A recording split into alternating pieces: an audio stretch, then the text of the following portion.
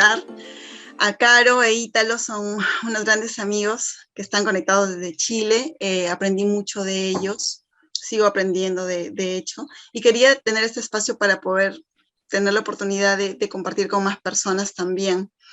Ambos no solamente dan luz a las historias, sino también tocan los corazones. Ambos son generosos y desde su humildad, su amor, su pasión y sobre todo el respeto de hombro a hombro, de cómo miran a las personas, es lo que inspira a poder seguir, estar en servicio y a poder seguir siendo personas con todas las luces que tenemos. Entonces quiero presentarlos desde este lado de tanto cariño y de tanta admiración también. A los dos, bienvenidos Caro y Ítalo, gracias por acompañarme en esta primera entrevista. Gracias, querida. Muchas gracias por la invitación. Gracias. Muchas gracias. Y por mantener la conexión. Eso lo aprendí también de ustedes. Bueno, Caro y Ítalo, les comento un poquito para que también los conozcan. Ellos son de Chile, son fundadores de Pranas. Pranas es acerca de prácticas narrativas o de terapia narrativa. Tuve la oportunidad de compartir espacios muy, muy enriquecedores con ellos. Y precisamente el tema de hoy, que es como la base y el sentido que tiene estas entrevistas, se trata de historias. Y qué mejor invitados para poderle dar luz a estas historias. Entonces, de esta manera quisiera empezar preguntando a cada uno de ustedes, ¿qué es una historia? Cuando hablamos de historia, ¿de qué se trata? Me gustaría poder compartirlo. ¿Sí? ¿Quién desea compartir primero? Esta es una parte compleja, entonces ahora tenemos que negociar con Caro. Claro. ¿Vas tú o yo, Caro? Dale tú para que yo me empiece a relajar. ¿No? Y yo me relajo. Ya, ¿qué es una historia? Bueno, primero darte las gracias, Liz, por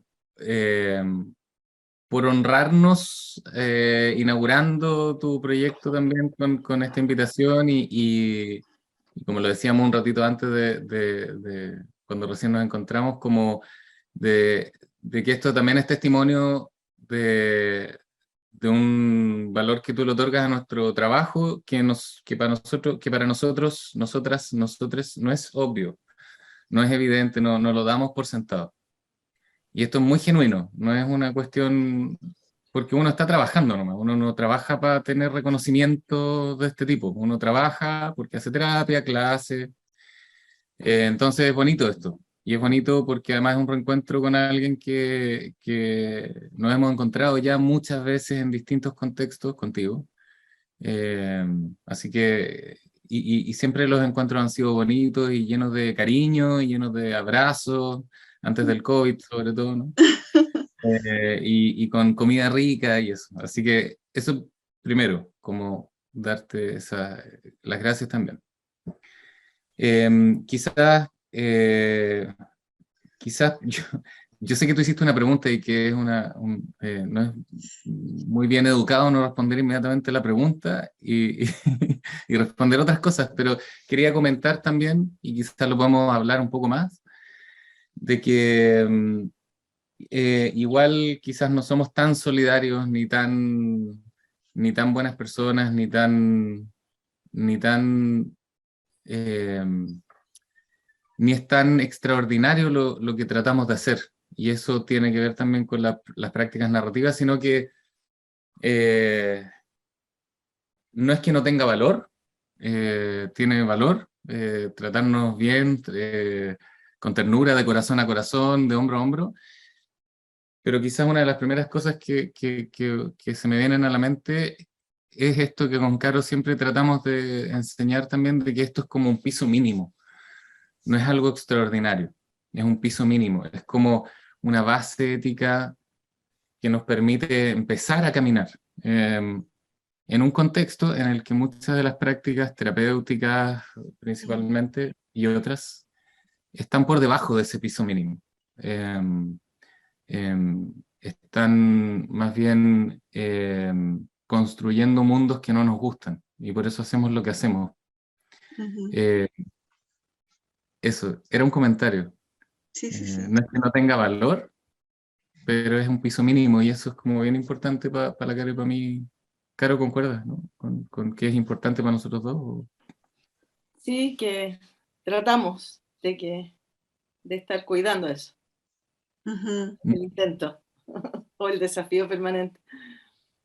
Sí, y creo que es lo que permite que sea cercano, ¿no? Cuando hablábamos de hombro a hombro, de corazón a corazón, de no es como que poner acá, sino que es ser respetuoso también con las experiencias y las historias de las otras personas, Ujú.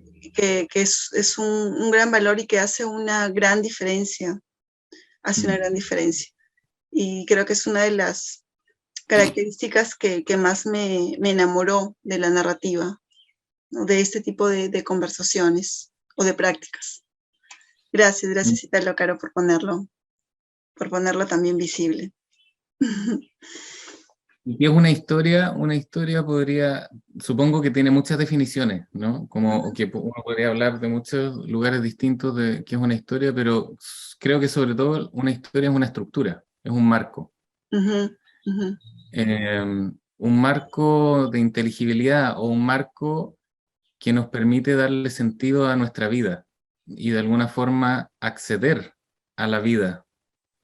Es como las historias nos permiten habitar la vida que estamos viviendo, ujú, eh, porque es el marco que permite construir significado de esa experiencia. Entonces, por eso es tan importante tomar en serio las historias y por eso también no da lo mismo cuáles historias están siendo narradas acerca de nuestras vidas. Y tampoco da lo mismo quién narra esas historias y con qué fin y con qué propósito las narra. Eso podría ser una respuesta breve sí, a esa sí, pregunta de qué es una historia, ¿no?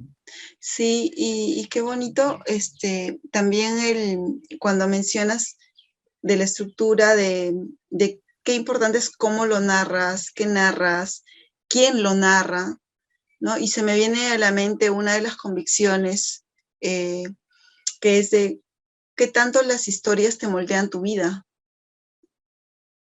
Entonces, qué impacto y hasta qué lugar en donde habitas te puede mover y puedas sentirte también desde ese lado. Entonces, me parece bastante potente, ¿no? Claro, Eh, no sé si puedo decir algo. por supuesto. O sea, esa es la relevancia que tiene trabajar desde ahí, ¿no? Como desde las historias, eh, asumiendo eso, ¿no? Que las Ujú, historias que nos contamos y que se cuentan de nosotros ujú, van moldeando, y de cada persona, por supuesto, van moldeando nuestra vida, ujú, nos van configurando, nos van dando forma a quienes estamos siendo. ujú, Eh, entonces, por eso, como decía Ítalo, la relevancia de quién cuenta las historias y cómo circulan estas historias, ¿no? ujú, Y ahí es como la dimensión política que tiene esto y que es central en el trabajo para nosotros, el que cada persona pueda tener su autoría, ¿no? Eh, ujú, voz propia en contar su historia. ujú, ¿Mm? Eh, porque sabemos que no siempre es así y que desde los saberes profesionales se imponen historias a las personas, por ujú, ejemplo, a través de los diagnósticos, ujú, ¿no? A través de los informes. Esas son relatos acerca de alguien y que van configurando no solo su presente de quien está siendo, sino que también sus posibilidades de ser. porque se pueden transformar en historias únicas. Entonces, esto que tú decías como del trabajo hombro a hombro, corazón a corazón, implica trabajar en colaboración con las personas para que justamente podamos generar un contexto donde puedan emerger todos estos saberes, sueños, compromisos, valores, intenciones, propósitos que tienen las personas en relación a sus vidas y al mundo en que quieren vivir, y en relación a otros. Algo así. Gracias, Caro. Sí, bastante importante lo que mencionan y me toca mucho, sobre todo cuando estamos conversando, no necesariamente porque trabajamos con personas, sino porque generalmente nosotros somos seres sociales, ¿no? Siempre estamos en relación con otras personas. Entonces, el poder darnos cuenta de que va mucho más allá de tener de repente un espacio de poder, porque soy la hermana de tal, o porque soy la hija de tal, o porque soy la trabajadora social de acá, o porque soy la psicóloga, o sea, de tomar conciencia de cuán importante es el poder que tenemos, y más que poder, ese privilegio que tenemos para poder ir, de alguna manera, a veces, imponiendo historias o diagnósticos, ¿no? O desde este lado, desde esta mirada que me interesaba mucho cuando hablábamos de historias, de ver más allá, ¿no? En algún momento lo compartíamos en otro espacio, de tener esta doble escucha, en donde sí estoy escuchando detrás de esa conducta tus sueños, tus propósitos, lo que tú estás valorando. Y desde ese lado de no una mirada como que de acá nada más, superficial, sino de poder de esta manera respetuosa y colaborativa ir enfocándome a tus otras historias, que era un poco lo que decía Caro, ¿no? A veces se queda como una historia única, pero hay convicciones, y de eso me gustaría un poquito ustedes que puedan compartir de cómo es este impacto, ¿no? Cómo esa mirada para las personas que de repente están conectando con esta información tan bonita, tan interesante. Sí, la historia, los relatos moldean nuestras vidas y le dan forma a nuestras vidas. Es que mientras tú reflexionabas en torno a esto, yo pensaba en la idea de que quizás por conversaciones que he tenido hoy, estoy pegado también en esto de como del poder que tienen los relatos en términos políticos, como los relatos, las historias que nos viven, esos relatos que están contados de quiénes somos, de qué somos capaces de hacer y qué no, de cuál va a ser nuestro futuro muchas veces, de qué posibilidades vamos a tener en la vida y cuáles no, etc. No es una cuestión intelectual, no es una cuestión como racional, no es una cuestión lógica, ni siquiera es una cuestión de lenguaje necesariamente. Es mucho más que todo eso. Cuando decimos las historias nos viven, es porque de alguna forma, o de todas las formas, nos constituyen la experiencia que vamos teniendo acerca de la vida. Es la sensación de la vida misma, es la sensación de lo que es lo verdadero para nosotros en la vida. Dicho eso, es un elemento político muy poderoso, de control social también. Y también de resistencia y construcción de otros mundos, por lo tanto. Cuando trabajamos con las historias o los relatos, lo que estamos haciendo en primera instancia, creo yo, es cuestionar las verdades de los relatos hegemónicos, de aquellos relatos que se presentan como los relatos verdaderos acerca de la vida de la gente. Por ejemplo, los diagnósticos, como decía la Caro hace un rato. Nosotros sabemos que no existe ningún relato que dé cuenta de toda la experiencia de las personas. Las vidas en ese sentido tienen una multiplicidad potencial de relatos a ser narrados acerca de la vida. Y no es casual que hayan algunos relatos que provienen de algunas instituciones como el patriarcado, el capitalismo neoliberal, que han estado desarrollándose a través de procesos sociales y políticos bien concretos como la colonización, como la sexopolítica, etc., a los cuales tengamos más acceso.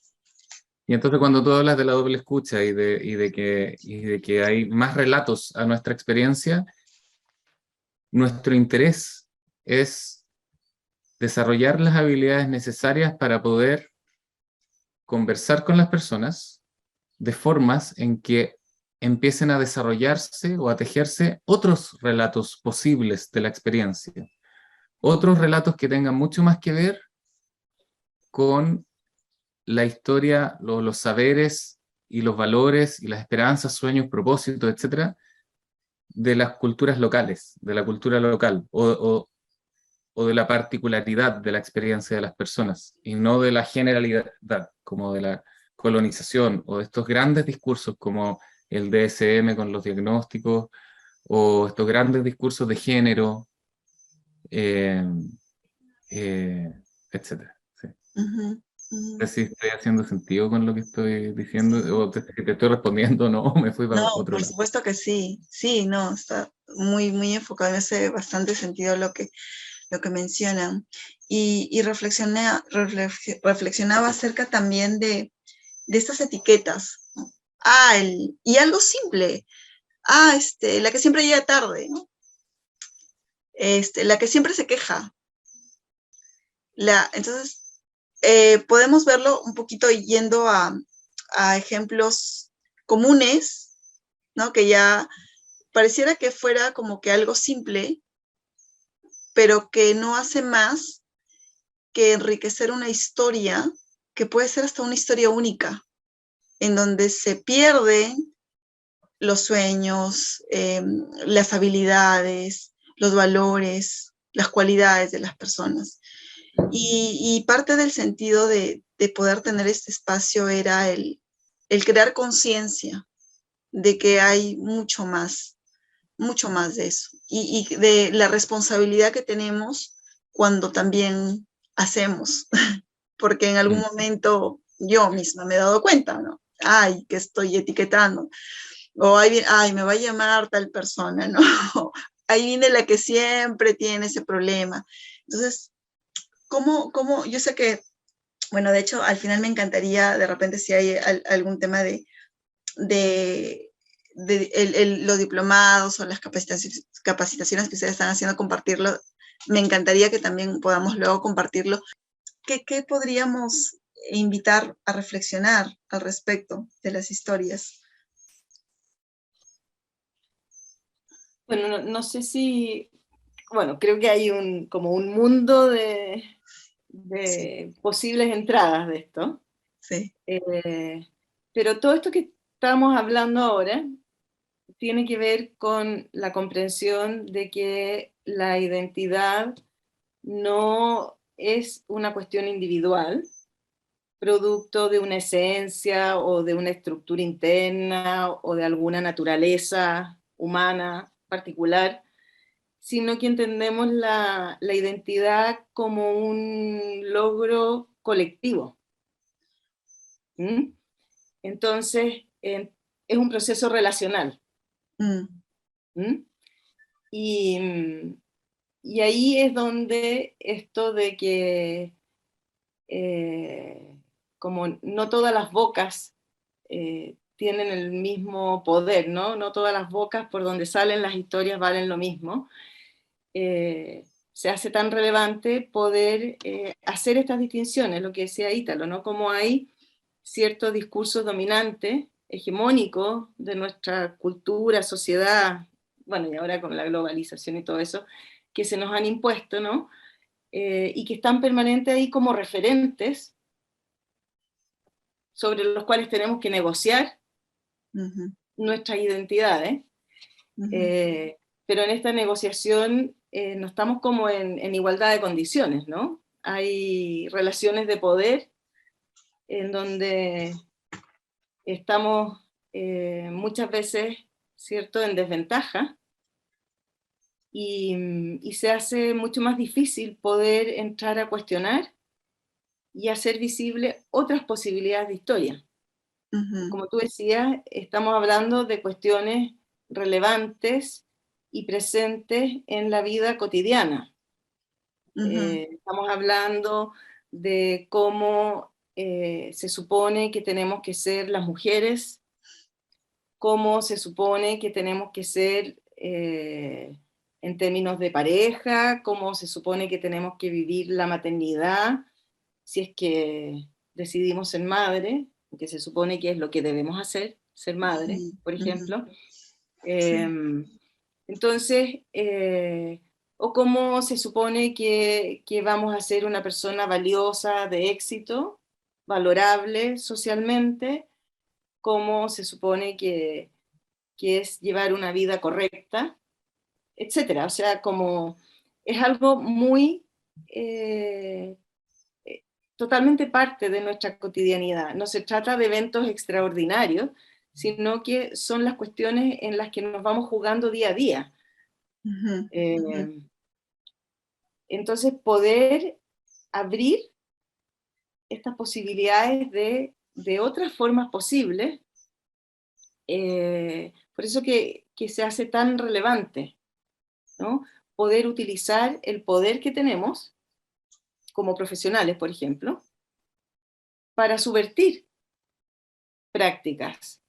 Y en vez de imponer o nosotros mismos ser colonizadores en la vida de otras personas, como decía antes, poder colaborar a través de nuestra curiosidad, de nuestra escucha, de nuestra doble escucha,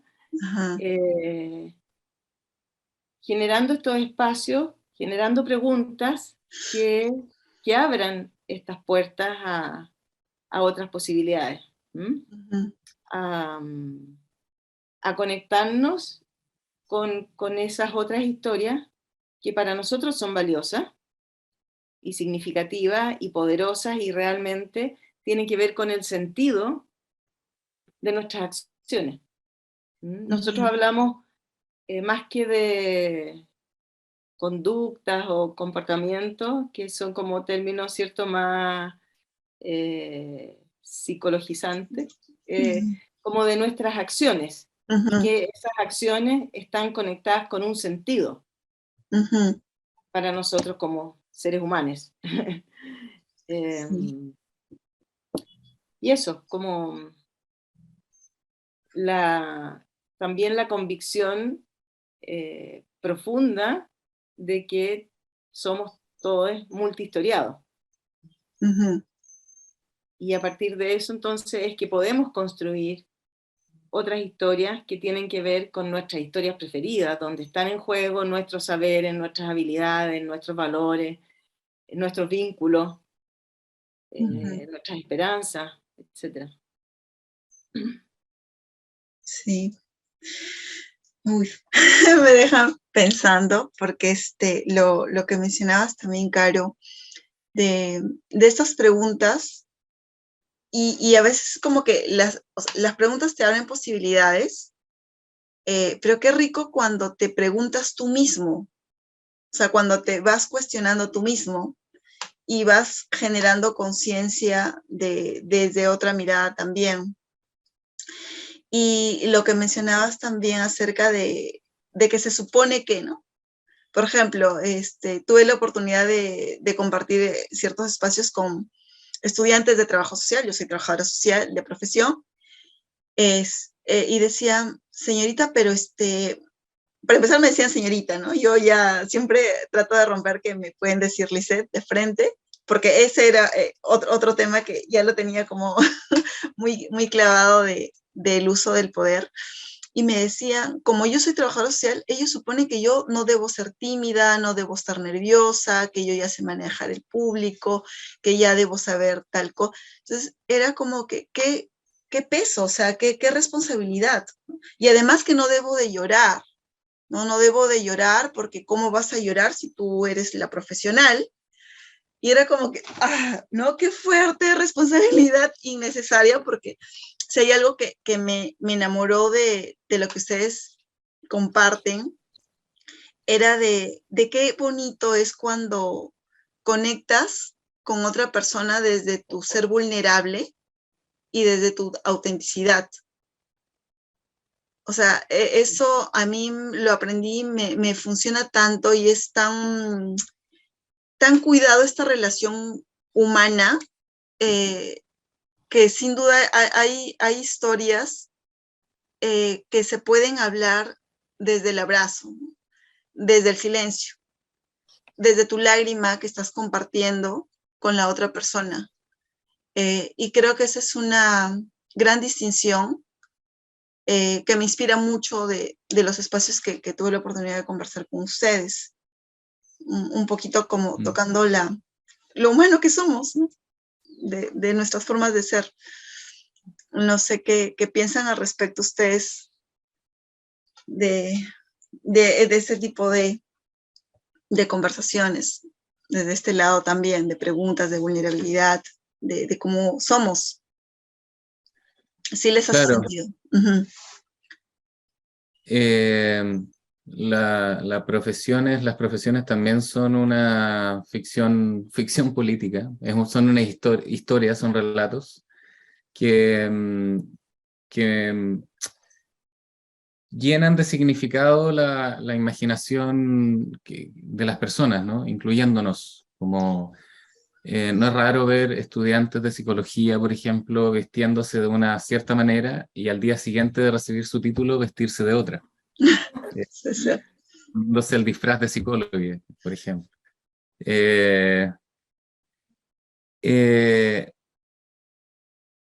Quizás quiero decir que los relatos o las ideas que tenemos acerca de lo que debemos hacer y lo que no en relación a ciertas identidades, ser mamá, ser mujer, ser hombre, ser profesional, ser niña, etcétera, amigue, pareja, no son neutrales, están al servicio de algo, siempre. Uh-huh. Esto que tú narras yo lo entiendo como las historias profesionales o las ficciones políticas profesionales que están al servicio del control, con la ilusión, la otra ficción, ¿verdad?, de la neutralidad. Y desde la imposición de la idea de que somos expertos, de que tenemos una expertise, y de que esa expertise no tiene que ver con las expresiones políticas de nuestro cuerpo, por ejemplo. O sea, la expresión de un llanto, por ejemplo, que es una expresión política, o de la angustia, que es otra expresión política. No, las ficciones profesionales intentan despolitizar los cuerpos de quienes ejercemos estos lugares, o quienes podemos a veces ocupar estos lugares de los profesionales. ¿Para qué? Bueno, al servicio de reproducir un cierto saber que nos enseñan en la universidad y que el Estado, a través de sus ministerios de educación y etcétera, nos otorga un poder para reproducir ciertos saberes, que son saberes que le sirven al Estado y al orden de las cosas. Entonces, claro, quizás yo más que hablar de autenticidad, porque no es lo auténtico justo lo que para mí explicaría, o para nosotros explicaría, porque eso podría entenderse como una verdad interna, como que hay una verdad que se va a expresar, que es lo auténtico. Y todas las expresiones son políticas y son construidas y pueden ir cambiando. y tienen a la base ciertas historias o comprensiones. Yo hoy puedo ver una película que no me pasó nada, y en 5 años más la veo y lloro, lloro, lloro, lloro. Y eso, más que yo entender que antes no estaba conectado con mi autenticidad y 5 años después sí, lo que yo podría quizás entender es que no tenía como acceso a historias de mi propia vida que me hicieran o me permitieran o posibilitaran resonar con esa película, conectarme desde algún lugar con esa película que vi. 5 años después quizás he tenido experiencias que me dan un territorio para conmoverme. Y ese conmoverme tiene que ver con la experiencia que he tenido, con mis propias historias, con mis propias relaciones y con los significados nuevos que he ido atribuyendo a ciertas cosas en la vida. Y entonces puedo conectarme y lloré, que no sería expresión de mi autenticidad, sino que una expresión política de, de un ejercicio de resonancia que antes no estuve habilitado a hacer.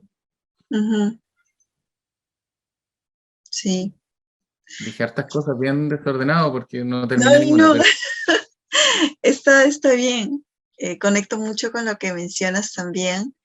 Y hay algo que también cuando hablaba de historias y colocaba el título La luz de tus historias, me traía mucho en mente y mucho en sentir, sobre todo eso, que las historias o sea, trascienden.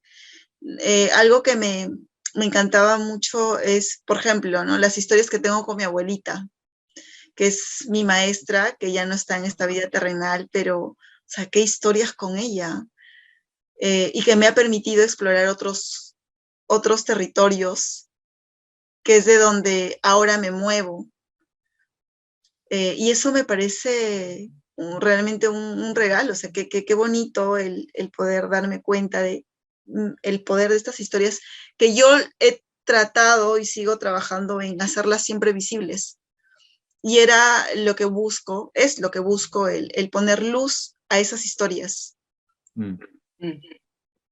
Y cuando digo luz a las historias, y de repente ya como casi última parte, me encantaría de repente que puedan compartir.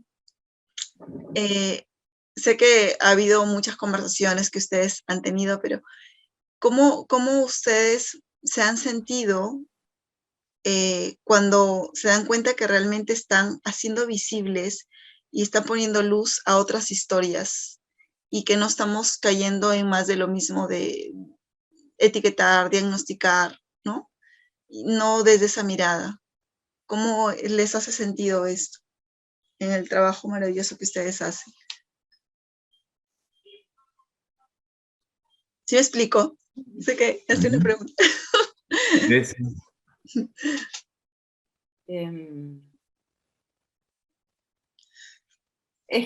Creo que es súper, también da para mucho esa pregunta. Qué divertido, porque yo creo que me acuerdo de alguna historia de tu abuelita. Cuando estuvimos en clase. Wow. Sí, y o sea, como justamente a propósito de esto de que la identidad la entendemos como este entramado de historias, ¿no? Como somos habitados por otras personas, ¿no? Con las que hemos tenido experiencias de distintos tipos, ¿no? Y pensaba en cómo, o sea, nuestro interés a propósito de historiarnos, ¿no? De poder, si nos hemos ido configurando a través de los relatos que nos van constituyendo, y que son cambiantes, y que son dinámicos, y que son relacionales, ¿no? Nos interesa hacer visible eso, ¿no? Y en eso siempre hay otros presentes, porque hemos vivido en esas relaciones. Y el interés como de poder honrar esos vínculos. Porque también, y esto también tiene una dimensión política como todo, o sea, política en el sentido de que hay relaciones de poder, intenciones en función del poder, es hacer visible, hacernos visibles como parte de este entramado, desafiando las ideas individualistas, ¿no? De que cada uno se hace solo y de que es cuestión del esfuerzo personal, que querer es poder, ¿no? Sino que somos con otros.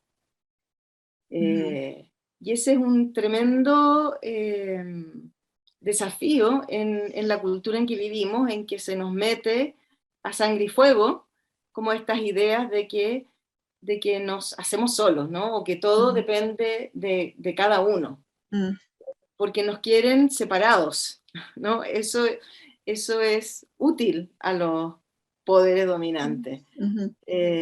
En cambio, reconocer, honrar y valorar nuestras conexiones no es buen negocio para el poder. Y es algo que a nosotros sí nos interesa hacer visible, enriquecer esos relatos, esos vínculos y ampliarlos. No sé si tenía que ver tu pregunta con lo que acabo de decir. Sí, claro que sí. Claro que sí, bastante. Gracias, Caro. Nos volamos respondiendo. Yo quería agregar una cosita pequeña, que Claro. es como algo esperanzador de este trabajo, que las historias no están ahí escritas, no andan por ahí, y que uno como que las descubre o las destapa. Porque eso sería, incluso aunque fuera multihistoriado, sería determinista, ¿no? Como ya están las historias ahí, lo que hay que hacer es encontrarlas, ¿verdad? Lo esperanzador... Perdón, ¿Claro? es que quiero como aclarar algo porque te estás refiriendo a las historias de cada uno. A los relatos de la vida de las personas. Te digo porque como que los discursos dominantes, esos relatos, sí de alguna forma están ahí dando vueltas. Sí, quería como señalar una característica de eso, definitivamente. Pero el tema es que los relatos se construyen, y lo que hacemos quizás con Caro o en las prácticas narrativas, que dicho sea de paso no inventamos nosotros tampoco, y que es una creación colectiva donde Michael White y David Epstein principalmente han tenido mucha influencia en su desarrollo y después en su difusión y en generar contextos comunitarios y de formación y todo, muchas otras personas también. Incluyendo las personas que hacían aseo en la casa de Michael White, supongo, y así, que permitieron que Michael White pudiera estar leyendo en lugar de estar limpiando, y todo eso, ¿no? Como que probablemente eran mujeres, además, que no sabemos sus nombres. Es que lo que iluminamos son ciertos eventos, ciertos lugarcitos de la experiencia que no están siendo incluidos en el relato hegemónico o dominante. Entonces, al agarrar esos eventos, no estamos descubriendo toda una historia que estaba cubierta, iluminamos estos eventos para tejer, para construir. Entonces, hay virtualmente infinitas posibilidades de construcción de historia. Hay muchas posibilidades de tejer relatos diferentes de las experiencias de las personas. Y eso es un trabajo continuo que también el poder hace para que estén, como decía la Caro, accesibles estos relatos hegemónicos. Soy mujer, alguien se está estacionando mal y pasa un hombre en el auto y dice, debe ser mujer, porque las mujeres manejan mal, ¿cierto? Eso es un relato hegemónico, misógino, que está más accesible. ¿Pero por qué está accesible? No está accesible porque anda en el aire, está accesible porque tiene las estructuras sociales que lo construyen permanentemente. Los relatos hegemónicos también se construyen permanentemente. Se traspasan de boca a boca, se conversan, aparecen en las revistas, en las películas, en el teatro, en TikTok, en Instagram, etc. Entonces, es la idea de la construcción permanente. Entonces, así como hay relatos dominantes que permanentemente se están construyendo y por eso están más accesibles a dar significado a nuestra experiencia, nuestro trabajo tiene mucho que ver con hacer fuerza para generar estructuras donde se construyan relatos alternativos, que sean más posibilitadores para la acción preferida de las personas. Eso. Ay, qué bonito. Gracias por su tiempo y me quedo con tantas cosas, colocándolo en una palabra, en que realmente somos los protagonistas de nuestras historias y que podemos y tenemos el derecho de poder nuevamente tejerlas, nuevamente construirlas y ser las autoras o los autores. Me quedo con ello y con el compromiso, y es la invitación para los que puedan estar compartiendo ese espacio, de poder seguir colaborando para poder colocar luz a otras historias y no quedarnos solamente en etiquetas y en lo que se supone que deberíamos hacer. Gracias, gracias Caro, gracias Ítalo. Extraño sus abrazos maravillosos que ustedes dan, pero puedo sentirlos. Muchas gracias a ti. Y que siga este proyecto con la fuerza que tiene, y se nota que es algo que te está moviendo mucho, así que muchas gracias por hacernos parte. Sí, ojalá que hayan quedado preguntas ahí dando vueltas e inquietudes en las personas. Me encantaría que sí, de hecho ya lo vamos a compartir, y si por ahí hay preguntas, quién sabe, por ahí una segunda parte, no lo sé. No quiero, viendo cómo se dan las cosas, pero agradecerles, en verdad, de corazón. Gracias, Caro, Ítalo. Y ojalá que queden muchas preguntas, ojalá, que es la intención de cuestionarnos. Sí. Y de que ojalá no quede ninguna certeza escrita en piedra después de escuchar esto. No, no lo creo, no lo creo. Creo que es un espacio para poderlo reflexionar y un privilegio tenerlos. Gracias, gracias por su tiempo. Un beso grande. No, espero verlos prontitos personalmente. Cuídate. Pero si no, ahí nos comunicamos. Cuídate también, Caro. Besote también para ti, Ítalo. Gracias. Muchas gracias. Chao, chao.